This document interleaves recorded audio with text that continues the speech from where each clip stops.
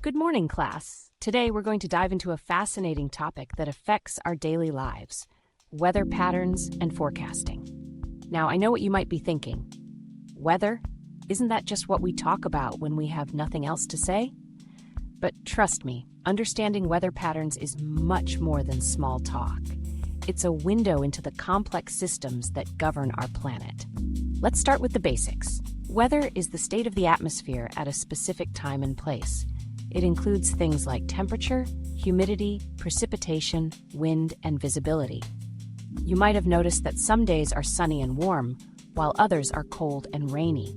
That's because weather is constantly changing, influenced by a variety of factors. But what causes these changes? That's where we get into weather patterns. Weather patterns are the trends we observe over time. They can be short-term, like a storm that rolls in and out in a matter of hours, or long-term, like the seasons we experience throughout the year. Think about it. In the summer, we often see clear skies and warm temperatures, while in winter, we might be bundled up in coats and scarves. These patterns are influenced by the sun, the Earth's rotation, and even the geography of our surroundings. Now, let's talk about the sun. The sun is the primary source of energy for our planet. It heats the Earth's surface, which in turn warms the air above it.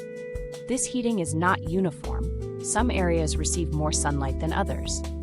For example, the equator gets direct sunlight all year round, making it warmer, while the poles receive sunlight at a slant, resulting in colder temperatures. This uneven heating creates air pressure differences, which lead to wind and weather systems. Speaking of air pressure, let's explore that a bit more. Air pressure is the weight of the air above us.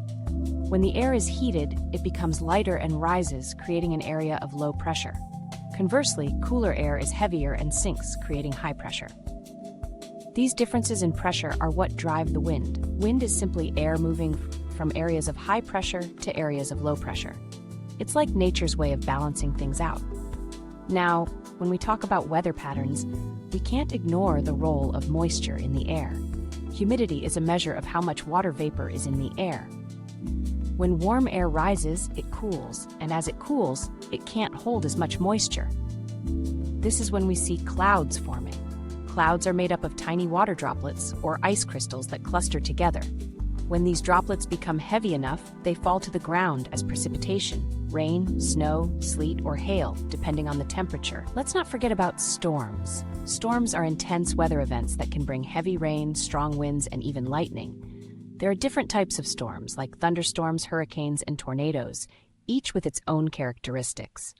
Thunderstorms form when warm, moist air rises quickly, creating strong updrafts. These storms can produce heavy rain, strong winds, and even hail. Hurricanes, on the other hand, are massive storms that form over warm ocean waters. They can cause widespread destruction when they make landfall. Tornadoes are perhaps the most dramatic of all. They form from severe thunderstorms and can create a funnel of rotating air that touches the ground, causing incredible damage in a matter of minutes. Now, how do we predict all of this? That's where weather forecasting comes in.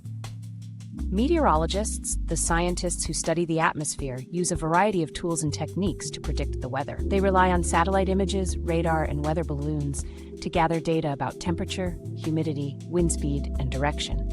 This information is then fed into computer models that simulate the atmosphere and help predict future weather patterns.